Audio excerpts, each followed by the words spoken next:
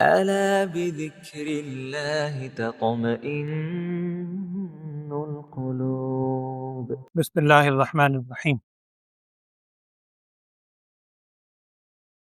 سیدنا حضرت ابراہیم علیہ السلام کا تذکرہ چل رہا تھا۔ حضرت اسماعیل علیہ السلام اور حضرت اسحاق علیہ السلام،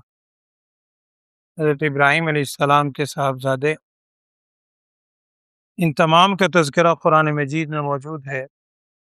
احادیث کے اندر بھی تفصیل آتی ہے۔ کل میں نے حضرت اسماعیل علیہ السلام کے حوالے سے ایک دو بات مختصر آپ سے عرض کی تھی، لیکن یہ بچے نوجوان جو محنت کرتے ہیں یہ بتا رہے ہیں کہ کل کسی وجہ سے ان کی ریکارڈنگ نہیں ہو سکتی۔ بعض حضرات جن کا مجھے بھی بہت میسج آتے رہتے ہیں جو بہت شوق سے سن رہے دیکھ رہے ہیں، تو میں کل جو باتیں ہوئی تھیں مختصراً ایک دو بات دوبارہ دہرا دوں تاکہ وہ تسلسل ان کا بھی قائم رہے، اور آپ تو الحمدللہ سن رہے ہیں۔ کل میں نے آپ سے عرض کیا تھا کہ حضرت اسماعیل علیہ السلام کی ولادت کا واقعہ پہلے آپ سن چکے، ابراہیم علیہ السلام بچپن میں مکہ مکرمہ جہاں موجود ہے بیت اللہ کی طرف چھوڑ کر گئے تھے حضرت حاجرہ علیہ السلام کو، وہ بھی آپ نے سن لیا، قرآن میں بھی اس کا ذکر ہے۔ ابراہیم علیہ السلام نے دعا کی تھی۔ اس کے بعد ابراہیم علیہ السلام واپس چلے گئے تھے، اور اس کے کچھ عرصے کے بعد ہی جب حضرت اسماعیل علیہ السلام کی عمر تقریباً 10-12 سال تھی، اس وقت قبیلہ بنی جرہم آ کے آباد ہوا تھا، یہ پہلے آپ سن چکے ہیں۔ 10-12 سال کی عمر میں ابراہیم علیہ السلام کو اللہ کی طرف سے حکم ہوا، ایک بہت بڑی آزمائش آئی کہ اب بیٹے کو آپ اللہ کی راہ میں قربان کر دیں۔ اسی بیٹے کو جو بڑی تمناؤں سے اتنی عمر کے اندر اللہ نے عطا کیا، اللہ کی چیز ہے، دوسرا حکم بھی اللہ کی طرف سے تھا۔ اور یہ آپ نے قربانی کے موقع پر بھی اہل علم سے واقعہ تفصیل سے سنا ہے کہ ابراہیم علیہ السلام آئے، اور آنے کے بعد اسماعیل علیہ السلام کو وہ سارا ذبح کا واقعہ پیش آیا، اور یہاں ابلیس نے آ کر بہکانے کی کوشش کی تھی 3 مقامات پر۔ حضرت حاجرہ علیہ السلام کے پاس بھی آیا، حضرت ابراہیم علیہ السلام کو 1-2 جگہ بہکایا، ایک مقام پر آتا ہے حضرت اسماعیل علیہ السلام کو بہکانے کی کوشش کی، اور سارے وسوسے ڈالے، اور باقاعدہ انسانی شکل میں آیا اور آ کے گفتگو کی، اور کہنے لگے، اور بلکہ لکھا ہے کہ حضرت ابراہیم علیہ السلام سے یہ کہا کہ آپ وہ واقعہ بھول گئے ہیں حابیل قابیل کا، جہاں تک اس نے دلائل دینے کی کوشش کی، وہ حابیل قابیل کا واقعہ بھول گئے کہ قابیل نے قتل کیا تھا، تو کیسا اللہ تعالیٰ کی طرف سے وہ سارا آیا اس پر عذاب کی صورت، یہ جو بھی کیفیت تھی۔ اس پر ابراہیم علیہ السلام نے جواب دیا، وہ اس نے قتل کیا تھا اپنی ذاتی خواہش کی بنا پہ، میں اللہ کے حکم پر قربان کر رہا ہوں، اس نے اللہ کے حکم کی نافرمانی کی تھی، میں اللہ کے حکم کی اطاعت کر رہا ہوں۔ وہی عمل اگر اللہ کی اطاعت میں ہو تو عبادت ہے، وہی عمل اللہ کی نافرمانی میں ہو تو گناہ ہے۔ تو جیسے ایک موقع پر آپ صلی اللہ علیہ وسلم نے ارشاد فرمایا تھا نا کہ اگر کوئی شخص اپنی بیوی سے اپنی نفسانی خواہش پوری کرتا ہے، ازدواجی تعلقات قائم کرتا ہے، حدیث میں کا مفہوم ہے، آپ صلی اللہ علیہ وسلم نے فرمایا اس پہ اس کو ثواب ملتا ہے۔ ایک صحابی نے تعجب سے پوچھا کہ یا رسول اللہ صلی اللہ علیہ وسلم، وہ تو اپنی خواہش پوری کر رہا ہے، ثواب؟ نبی صلی اللہ علیہ وسلم نے ارشاد فرمایا کہ یہ بتلاؤ اگر وہ اس خواہش کو ناجائز جگہ پر پورا کرتا، یہی عمل ناجائز طریقے سے کرتا تو گناہ تھا یا نہیں؟ کا بڑا سخت گناہ ہے۔ تو نبی صلی اللہ علیہ وسلم نے ارشاد فرمایا جب اپنی اس خواہش کو اللہ کے بتلائے ہوئے حکم کے مطابق پورا کر رہا ہے تو ثواب ملے، تو وہی عمل اللہ کے حکم کے مطابق ہو تو یہ بہکانے کی کوشش کی اس نے آ کر، ابراہیم علیہ السلام نے اس کو بس دھتکار دیا اور باقاعدہ بے ساختہ اس پر کنکریاں بھی ماری، اور یہی 3 وہ جگہ ہیں جہاں میں نے آپ سے عرض کیا تھا کہ آج اس وقت یادگار کے طور پر وہ جمرہ اولا، جمرہ وسطیٰ اور جمرہ عقبہ، اور ان تینوں کو اکٹھو ہم جمرات کے نام سے یاد کرتے ہیں، جہاں پر شیطان کنکریاں مارتے ہیں 10، 11، 12 ذی الحجہ، یہ وہ جگہ۔ اب اس کے بعد حضرت اسماعیل علیہ السلام پھر وہیں مقیم ہوئے، ابراہیم علیہ السلام پھر واپس اللہ کے حکم سے آئے تھے، پھر شام واپس چلے گئے۔ تقریباً 20 سال کی عمر تھی اسماعیل علیہ السلام کی جب ان کی والدہ حضرت حاجرہ علیہ السلام وہ دنیا سے پردہ فرما گئی، مکہ مکرمہ میں۔ ابراہیم علیہ السلام وہاں ہیں، شام میں۔ ان کا یہاں انتقال ہو گیا، اور یہیں حتیم کے اندر، یا بعض کہتے ہیں کہ بیت اللہ کے متصل ان کی تدفین ہوئی حضرت حاجرہ علیہ الصلوۃ والسلام کی۔ اس کے بعد پھر حضرت اسماعیل علیہ السلام نے نکاح فرمایا وہیں قبیلہ بنی جرہم میں، جو وہاں آ کر آباد ہوا تھا۔ اسی نکاح کے بعد میں نے وہ واقعہ آپ سے سنایا تھا، واقعے کی تفصیل دوبارہ سے بتلانے کی ضرورت نہیں ہے، کہ حضرت ابراہیم علیہ السلام آئے تھے بعد میں، انہوں نے آ کر ان کی اہلیہ سے ملاقات ہوئی تھی اور سارا واقعہ خیریت پوچھی تھی، پھر کہا تھا چوکھاٹ بدل دینا، پھر دوبارہ انہوں نے بتلایا کہ اب میرے والد کہہ گئے کہ ایسی صورت کے اندر تم بیوی کو چھوڑ دو، دوسرا نکاح کر لو۔ پھر دوبارہ آئے تھے ابراہیم علیہ السلام، تو پھر اس کے بعد دعا دے کر گئے تھے۔ ان دونوں موقعوں پر حضرت اسماعیل علیہ السلام سے ملاقات نہیں ہوئی۔ اس کے بعد تقریباً 28 یا 30 سال عمر ہے حضرت اسماعیل علیہ السلام کی، جب ابراہیم علیہ السلام پھر آئے۔ اس مرتبہ حضرت اسماعیل علیہ السلام سے ملاقات ہوئی اور بیت اللہ کی تعمیر ہوئی۔ مورخین نے لکھا ہے کہ بیت اللہ کی تعمیر کے موقع پر حضرت حاجرہ علیہ السلام اس وقت حیات نہیں تھی، ان کا انتقال پہلے ہو چکا 20 سال پہلے، اور ذبح کا واقعہ اس سے بھی پہلے کا ہے، اس وقت وہ موجود۔ پھر بیت اللہ کی تعمیر کا واقعہ ہوا، جو قرآن میں بھی ہے، تعمیر کعبہ، تعمیر بیت اللہ کا واقعہ۔ یہاں تاریخی اعتبار سے 5 یا 6 تعمیرات لکھی ہیں بیت اللہ کی، وہ نہ تفصیل کا موقع ہے نہ میں وہ عرض کر رہا ہوں۔ صرف ایک بات ذہن میں رکھیں کہ حضرت ابراہیم علیہ السلام کے زمانے میں جب بیت اللہ کو تعمیر کیا گیا تو اس وقت بیت اللہ کے 2 دروازے تھے اور چھت نہیں تھی، جو بھی تعمیر تھی جس طرح پتھروں سے اس زمانے میں، اس وقت تو بیت اللہ کی چھت بھی ہے، چھت نہیں تھی اور 2 دروازے تھے، اور دروازے بھی وہ زمین کی سطح پر تھے۔ اب تو قد آدم سے اونچا ہے دروازہ، آپ نے دیکھا، زمین کی سطح پر تھے، ایک دروازے سے لوگ آتے تھے، دوسرے دروازے سے باہر چلے جاتے تھے۔ یہ تعمیر ابراہیمی میں بیت اللہ کی یہ کیفیت تھی۔ اس کے بعد بھی قبیلہ بنی جرہم نے، قبیلہ عمالقہ نے تعمیرات کی، وہ تاریخی باتیں ہیں، کوئی تفصیل صحیح حدیث میں نہیں ملتی۔ البتہ تعمیر قریش کا ذکر تفصیل سے ملتا ہے، رسول صلی اللہ علیہ وسلم کی حیات طیبہ میں وہ تعمیر ہوئی، اور آپ نے سیرت کے اندر یہ باتیں سنی ہوں گی، پڑھی ہوں گی، کہ جب تعمیر قریش ہوئی تو نبی صلی اللہ علیہ وسلم نے وہ جو تعمیر ابراہیمی تھی اس میں تبدیلیاں کی۔ ایک تو چھت رکھی آپ صلی اللہ علیہ وسلم نے، کا مطلب قریش نے سب نے مل، اور پھر 2 کی جگہ ایک دروازہ رکھا، اور وہ دروازہ بھی قد آدم سے اونچا تھا۔ اب بھی بیت اللہ کا وہ ایک ہی دروازہ ہے، آپ دیکھتے ہیں ہاتھ اوپر کریں تو اس کے نیچے چوکھاٹ شروع ہوتی ہے، پھر دروازہ ہے، پھر دیوار ہے، پھر چھت۔ تو یہ تعمیر بعد میں ہوئی۔ ابراہیم علیہ السلام کے زمانے میں جو تعمیر تھی اس وقت چھت نہیں تھی اور 2 دروازے، یہ تعمیر بعد تک چلی۔ اب حضرت اسماعیل علیہ السلام کو اللہ جل شانہ کی طرف سے پھر نبوت عطا ہوئی۔ ابراہیم علیہ السلام واپس شام تشریف لے گئے، اسماعیل علیہ السلام کو نبوت عطا ہوئی یہیں مکہ مکرمہ میں، اور یہاں قبیلہ بنی جرہم، اور اس کے بعد اور آبادی بہت بڑھنے لگی۔ اب جب بیت اللہ اللہ کا گھر بن گیا، لوگوں کا رجوع بھی اس اللہ تعالیٰ نے کرنا۔ میں نے کل آپ کو بتلایا تھا، قرآن میں سورہ حج میں، کل بلکہ شاید آپ نے آیت سنی ہے، وَأَذِّن فِي النَّاسِ بِالْحَجِّ يَأْتُوكَ رِجَالًا وَعَلَىٰ كُلِّ ضَامِرٍ يَأْتِينَ مِنْ كُلِّ فَجٍّ عَمِيقٍ، ہر طرف سے لوگ دوڑتے ہوئے آئیں۔ تو ابراہیم علیہ السلام نے اعلان کیا تھا، اور کل بھی یہ بات آئی تھی کہ جتنے حضرات موجود تھے وہ بھی، اور جتنے عالم ارواح میں تھے ہم سمیت سب، حدیث کے اندر آتا ہے کہ ان سب نے وہ آواز سنی حضرت ابراہیم علیہ السلام کی، اور عالم ارواح نے، سب نے، یا جن جن کو نصیب میں تھا انہوں نے لبیک کہہ کے جواب دیا۔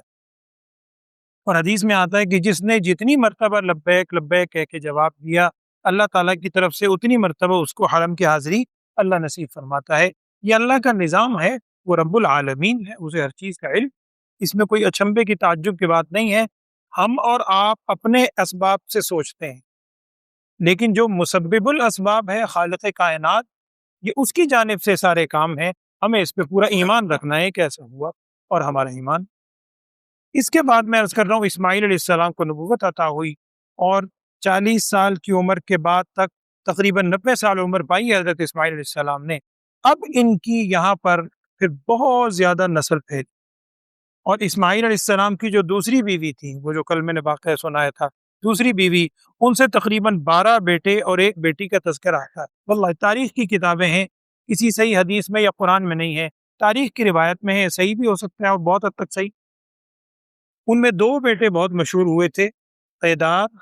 اور ایک اور نام تھا۔ قیدار کی نسل میں پھر آگے نبی اقدس صلی اللہ علیہ وسلم بھی تشریف لائے۔ ان کی نسل پھیلی ہے عربوں کے اندر، اور لکھا ہے کتابوں میں کہ سب سے پہلے عربی بولنے والے نبی حضرت اسماعیل علیہ السلام، قبیلہ بنی جرہم سے انہوں نے عربی سیکھی تھی، لیکن اللہ جل شانہ نے ان کو معجزاتی طور پر فصیح و بلیغ عربی سکھائی۔ حضرت اسماعیل علیہ السلام انہی کی نسل میں آگے جا کر نبی اقدس صلی اللہ علیہ وسلم بھی تشریف لائے، خاندان بنی اسماعیل۔ اور اسماعیل، کل بھی میں نے بتلایا تھا کہ اسماعیل یہ 2 لفظ سے مرکب ہے۔ اس وقت سریانی یا عبرانی زبانیں زیادہ بولی جاتی تھیں۔ قبیلہ بنی جرہم جب عرب کے خطے میں آئے، پھر عربی زبان باقاعدہ مدون ہوئی اور آگے تک چلتی چلی۔ تو سریانی زبان کے اندر یہ ایک تو عربی کا لفظ ہے اسمع، فعل امر، سنو، اور ایل عبرانی زبان یا سریانی زبان میں اللہ تعالیٰ کا نام ہے، جیسے جبرائیل، میکائیل، یا آگے آئے گا اسرائیل، یعقوب علیہ السلام کا نام ہے۔ تو اس کا مطلب ہوا اسمعیل، یعنی اللہ سن لے، اور اللہ نے پھر دعا سن لی۔ ابراہیم علیہ السلام نے جب دعا کی تھی اولاد کی، اللہ نے دعا سن لی۔ تو اسماعیل کا مطلب اسمع اور عید، اللہ سن لے اور اللہ نے سن لی۔ بعض کہتے ہیں کہ اسماعیل عبرانی زبان کا ہے تو لفظ، لیکن یہ 2 لفظوں سے مرکب نہیں ہے، بلکہ اس کا مطلب ہے مطیع اور فرما بردار، جو معنی بھی ہو وہ ہستی۔ اور حضرت اسماعیل علیہ السلام کی اطاعت گزاری کی مثال تو کوئی پیش کر ہی نہیں سکتا۔ 12-13 سال کی عمر ہے جب باپ نے کہا، ابراہیم علیہ السلام نے، اللہ کا حکم ہے کہ چھری چلانی ہے، پلٹ کے یہ بھی نہیں پوچھا کہ قصور تو بتائیں، کوئی وجہ تو بتائیں، کوئی گناہ تو بتائیں۔ بہت اچھا، آمنا وسلم، فوری طور، بلکہ وہاں الفاظ قرآن کے انہوں نے کیا کہا تھا کہ انا وجدنا صابر، انا وجدنا نہیں، انہوں نے کہا تھا کہ آپ مجھے صابرین میں سے پائیں گے۔ تو یہ بھی نہیں کہا میں صبر گزار، صابرین بہت زیادہ ہے، میں بھی انشاءاللہ انہی میں سے ہوں گا۔ اس حد تک اطاعت گزار۔ اور قرآن میں جہاں حضرت اسماعیل علیہ السلام کا ذکر آیا ہے، وہاں ہے انہ کان صدیقا نبیہ، سچے تھے اور اللہ تعالیٰ کے نبی تھے۔ حضرت اسماعیل علیہ السلام کے حوالے سے بھی ہے، نہیں بلکہ انہ کان صادق الوعد، انہ کان صادق الوعد، کہ وہ وعدے کے بڑے سچے تھے۔ جیسے نبی اقدس صلی اللہ علیہ وسلم کی سیرت میں ہم واقعات میں پڑھتے ہیں کہ مکے میں ایک شخص سے آپ صلی اللہ علیہ وسلم نے وعدہ کیا، اس نے آنے کا وعدہ کیا تھا، کئی دن مختلف روایات ہیں آپ صلی اللہ علیہ وسلم منتظر رہے۔ اسی طرح کا واقعہ تاریخ کی کتابوں میں حضرت اسماعیل علیہ السلام کے حوالے سے بھی لکھا ہے کہ ان کی سیرت میں بھی ایک واقعہ ہوا کسی شخص کے ساتھ، اور وہ کئی دن منتظر رہے۔ انہ کان صادق الوعد، وہ وعدے کے بڑے سچے تھے حضرت اسماعیل علیہ السلام۔ پھر جب ان کا انتقال ہوا، تقریباً 90 سال کی عمر تھی، اس وقت ان کو پھر دفنایا گیا حضرت حاجر علیہ السلام کے پہلو، وہیں بیت اللہ کے متصل، بعض کہتے ہیں حتیم کے اندر، اور واللہ عالم اسی اتصال کے ساتھ حضرت اسماعیل علیہ السلام کی تدفین ہوئی۔ اس سے پہلے حضرت ابراہیم علیہ السلام دنیا سے رخصت ہو گئے تھے۔ اس وقت حضرت اسماعیل علیہ السلام وہاں تشریف لے گئے تھے شام کے علاقے میں، اور حضرت اسحاق علیہ السلام جو ان کے چھوٹے بھائی ہیں، اور اسماعیل علیہ السلام، ان دونوں نے اپنے والد بزرگوار حضرت ابراہیم علیہ السلام کی تدفین کی تھی وہیں شام کے علاقے میں، بیت الخلیل، معہد الخلیل، اس قسم کا کوئی اس علاقے کا نام ہے، واللہ اعلم، چونکہ خلیل اللہ لقب ہے حضرت ابراہیم علیہ السلام، وہاں پر تدفین ہوئی۔ اب حضرت اسماعیل علیہ السلام، میں نے عرض کیا تھا کہ بڑے بھائی ہیں، ان کے چھوٹے بھائی حضرت اسحاق علیہ السلام، دونوں کی والدہ مختلف ہیں، والد دونوں کے حضرت ابراہیم علیہ السلام ہے۔ حضرت اسماعیل علیہ السلام کی والدہ حضرت حاجرہ علیہ السلام، وہ واقعہ آپ نے پیچھے سنا، اور حضرت اسحاق علیہ السلام کی والدہ حضرت سارہ علیہ السلام۔ اب اس کے بعد حضرت اسحاق علیہ السلام کے حوالے سے بس 1-2 بات میں عرض کر دیتا ہوں۔ اس کے بعد پھر آئے گا حضرت لوط علیہ السلام،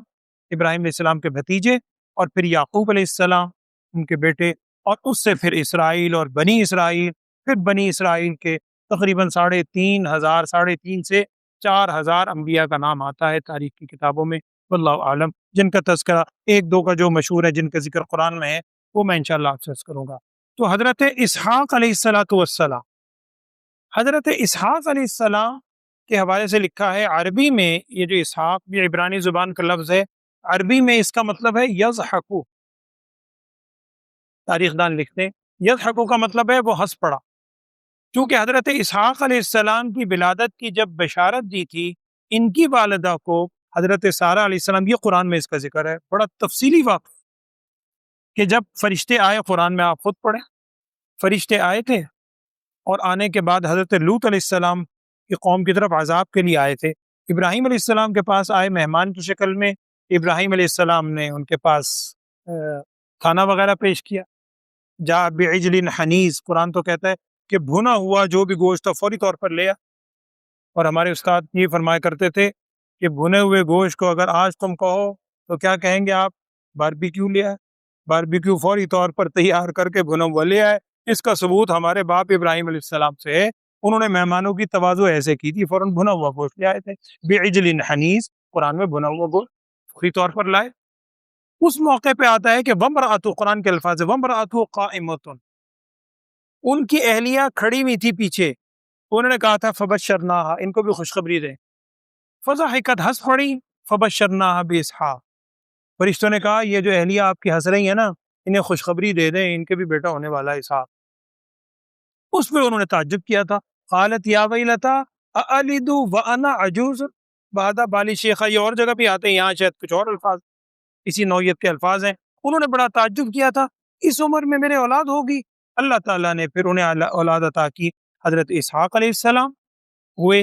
پھر حضرت اسحاق علیہ السلام سے آگے ان کی نسل چلی، اور حضرت اسحاق علیہ السلام اسی خطے میں رہے جہاں حضرت ابراہیم علیہ السلام تھے، شام کے علاقے میں۔ اسحاق علیہ السلام کا نکاح ہوا حضرت ابراہیم علیہ السلام کی بھتیجی سے، نام بھی کتاب، یہ تاریخ کی باتیں ہیں، اس میں آپ 100% ہم یقین نہیں کر سکتے، لیکن اور کوئی سورس نہیں ہے،